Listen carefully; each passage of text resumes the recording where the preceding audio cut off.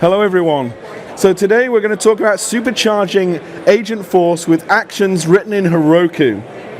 So as always, please abide by the Salesforce Safe Harbor. We will be talking about some features in pilot. So make your purchase decisions on features that are available in general availability right now. Thank you for your time today, whether you're watching online or at the event at TDX. We super value all of the time and effort you take to listen to our content. So I'm Andy Fawcett, VP of Developer Relations, and I'm excited to talk to you about continuing demands on agents. Right now, I'm sure you're brimming with ideas on what you're going to ask your next agent to do for you. And agents seemingly can do everything all at once. But really the answer is, we provide as Salesforce a set of standard actions that power the agents that support Sales Cloud, Service Cloud, and all of our products. But we know at Salesforce that your businesses are unique. So we've also provided the capability to create custom actions to augment those agents to do things that only are unique to your business. And when it comes to building custom actions, you've got two options. Because this is Salesforce, we want you to be able to build with no code. If you want to use Prompt Builder or Flow, you can extend an agent right now using those skills and those technologies. But even then, some complexity in the actions that you want your agents to do remains. So then you can go to code. So this session is about how you can use code to extend Agentforce, specifically code built and deployed to Heroku. And the good news is that code is code that you're very familiar with. So what's really driving complexity in agents? An example might be a marketing agent, where you need to teach the agent to generate quickly social media cards to make your social media post pop. And the agents need to be able to compute and generate those graphics according to your company branding and styles. If you're in a service agent, maybe you're working in the airline industry and you need to generate CO2 emissions. That can be quite a complicated calculation considering all the payloads and passengers and cargo to be stored. Finance agreements are also a myriad of complexity when it comes to dealing with customer requirements in terms of the amount of interest they want and the terms they want to pay across. And finally, if you're using retail agents, shipping requirements from customers can vary as well. The time that they want the thing delivered, the location, the weight, the dimensions of the item. All of these types of requirements can push the boundaries of what can be used with Flow or Prompt Builder or even Apex. So fortunately, Heroku is part of the Salesforce family and is well known for its elastic compute capabilities. So today we brought Heroku into Agentforce in a very direct manner that I'm excited to start to demonstrate to you. Over there in the mini hack, you can actually experience some of this for yourself firsthand. Go and try out the service agents and the retail agents firsthand in our mini hacks. So let's take a look at the first demo. So Koa Cars are using Salesforce to provide a mechanism to store all the fleet of cars that are available as selling to the general public. But they want to build an agent so that the general public can engage with them to find out what cars are available, whether they can book a test drive, or indeed whether they can determine the finance agreement so they know whether it's an affordable vehicle for them. So today we're going to use Heroku to create some code to calculate that finance agreement and then install it into Agentforce as a custom action. We're going to do that right now. So first of all, we have some code. Now this is Java code, but of course Heroku is really popular for many other languages, such as Ruby, Python, and most recently .NET. So it's also very popular for making it super easy to deploy to the cloud. And I'm delighted to announce for this week we've general availability of our Visual Studio plugin for Heroku. And this makes it super easy with just a few clicks to start the deployment. So I'm not going to wait all the way through for that deployment to happen. We're going to take a look at some of the code because this is TDX, right? So this Java code, I want to draw two items to your attention. It's got comments in it. Now hopefully many developers and architects in the audience are familiar with writing comments in code, aren't we? Seeing a lot of nods around the room, hopefully. Well, it turns out that Agentforce really values comments as well because it understands how to intuit about what your code does, what requirements it really needs in terms of inputs, and what it's going to give as outputs. So it's really important to use these annotation and comment technologies. Now, this isn't just any old Heroku code. We're going to add this to a Salesforce org. And you would expect to be able to access that Salesforce data. And that's exactly what's going on here. We're running a SOQL query to retrieve the vehicle detail information so we can do that finance calculation. And that's done in a pre-authenticated way, already secure, using your permission sets and your profiles, exactly as you would expect it in Apex, as it is in Java, Node, Python, and Ruby, and every other language. So now that our deployment is complete, we can see that on the left-hand side, it's up and running, given the green indicator, and we've got our new Heroku add-on called AppLink that's going to help us inject this code into Salesforce. So the next piece of code we're going to run is to connect to the Salesforce org. And that's going to be this one. Sorry.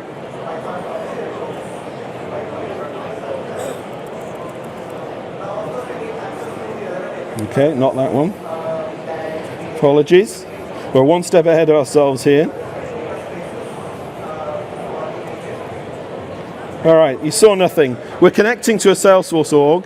So the interesting thing about this is you can connect to one or more Salesforce orgs, and it's synonymous in Salesforce to have multiple orgs. And this is very, very, very powerful because all of a sudden you've got one Heroku app that can see the entirety of all your Salesforce environments. Imagine that application can poke around in that data, look at automations, fire events across all of your Salesforce environments and orgs. So now that that's authenticated itself, the command that I really wanted to run just a few moments ago is the one that I'm most excited about. We're now importing this application into Salesforce. And that will make it available to all of you admins in Flow, Apex developers, and Agentforce. So momentarily that's going to finish completing, and we're now going to head over to the setup menu. And here it is, set Heroku in the setup menu. So we've been in the setup menu for the last few releases, promoting Heroku. There's lots of great information to be found about Heroku, but this is it. These are Heroku applications, pre-authenticated, fully managed inside your Salesforce environment. And let's take a deeper look as to what was imported, because sure enough, there is our calculate finance method, our Java logic, and there is all of those wonderful comments that you've bothered to enter as developers. Now as an admin, I can see what this operation does, and I can understand whether it's useful for an agent, a flow, or some Apex code that I'm writing. But we're talking about Agentforce here, so let's go ahead and add an Agentforce action. So it's very, very easy to do at this point. We've gone and done a very tight and seamless integration with Heroku, and it's as easy as that. I picked Heroku from the drop-down, and now I see the code that was running in Heroku, and it is running in Heroku. So I click Finance Agreement and click Next. And all of a sudden, those descriptions are here as well. So it's paying dividends. The more you document, the more you describe the code, the more intelligent Agentforce is about your code. So I'm just going to make sure that we've got this set up correctly with a few checkboxes. And with that, we've now imported this action. So the very next thing, and there's nothing else to do really, but to try it out and give it a go. So let's go to Agent Builder, and we're going to insert that action. We've already got a few actions for booking test drives and getting vehicle information. But if we refresh this list here, there it is. There's our calculate finance agreement.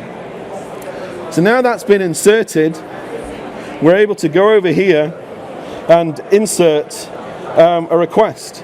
I want to buy a car with $1,000 down payment, a maximum of 5% interest rate, and over a term of 3 years. Can you give me a competitive rate? So Agentforce knows that that code needed some inputs. It needed to know the identity of the user and the vehicle. So it's saying, I need a bit more information before I can do that. Can you please give me your email address? Well, we certainly can. Actually, we'll give it the model information first, turns out. So now it knows a little bit about the model that we're interested in. And now it's still wanting that email address.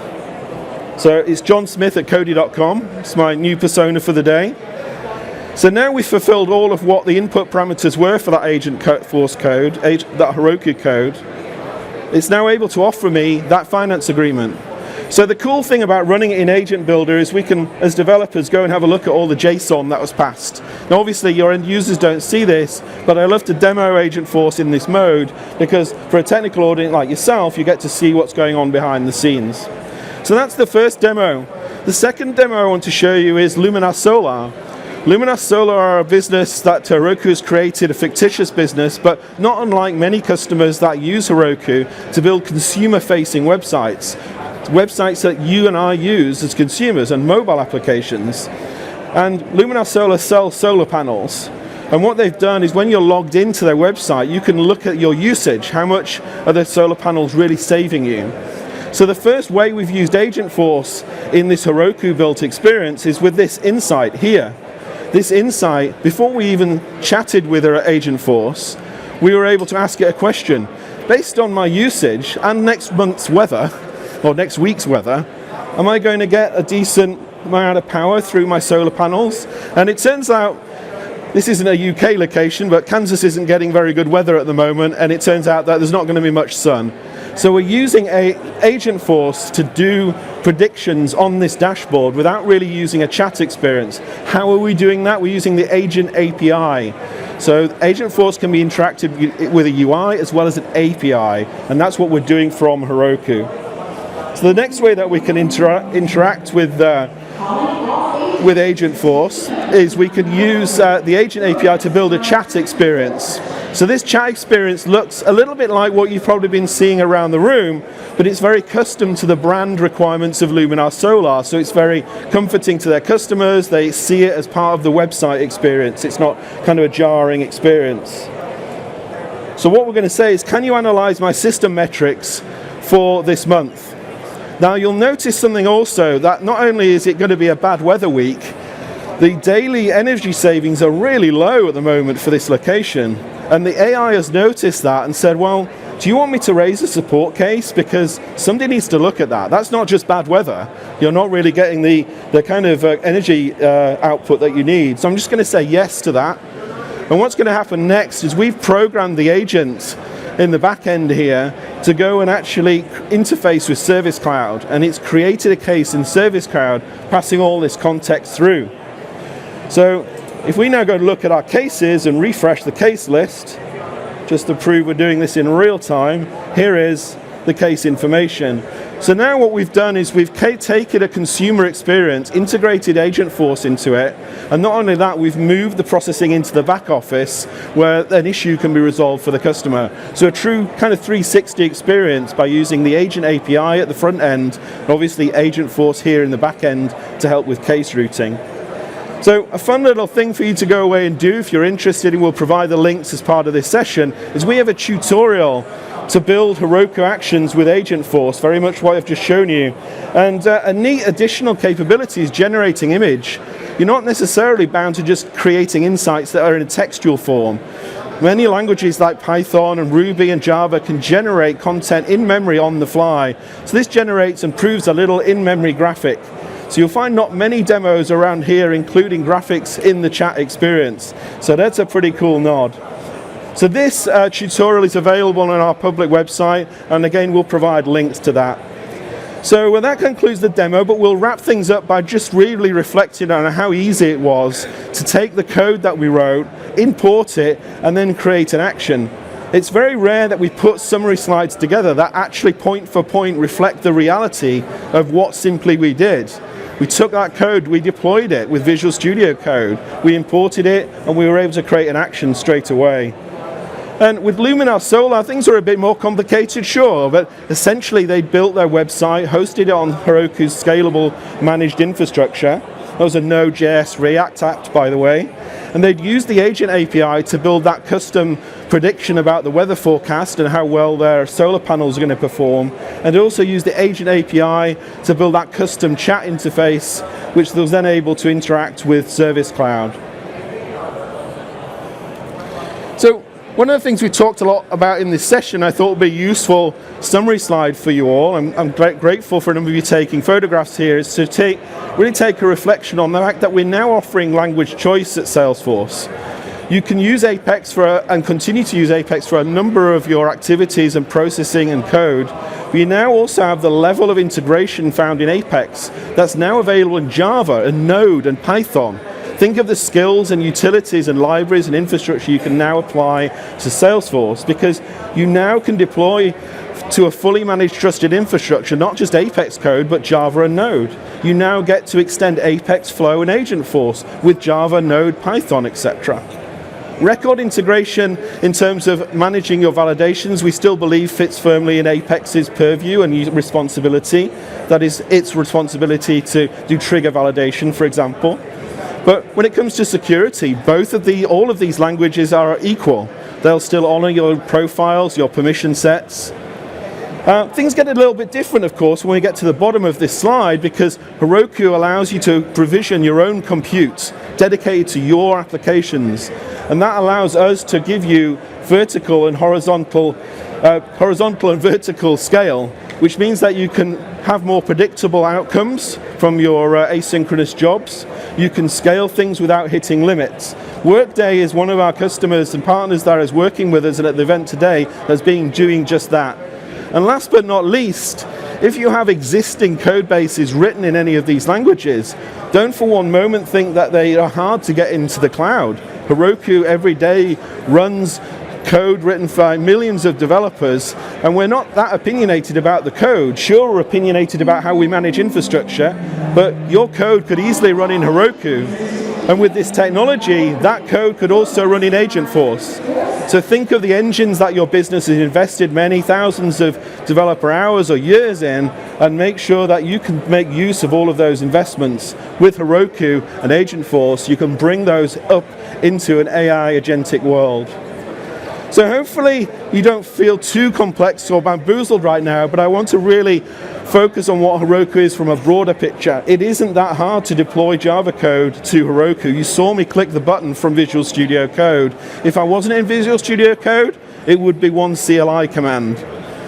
What does Heroku really mean to our customers? Well, a lot of the value prop here is also very familiar to you as Salesforce customers, because Heroku is a Salesforce product. We have a graceful developer experience for all of our developers, no matter what language you're developing in.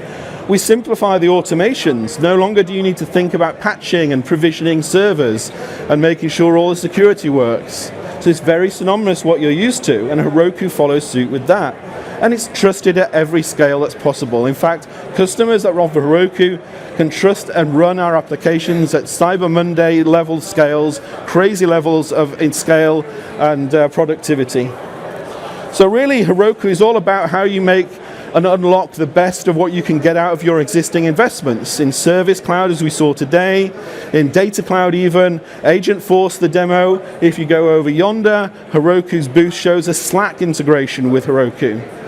And there's much more to come and see in terms of how Heroku's code can extend your solutions that are built around Salesforce.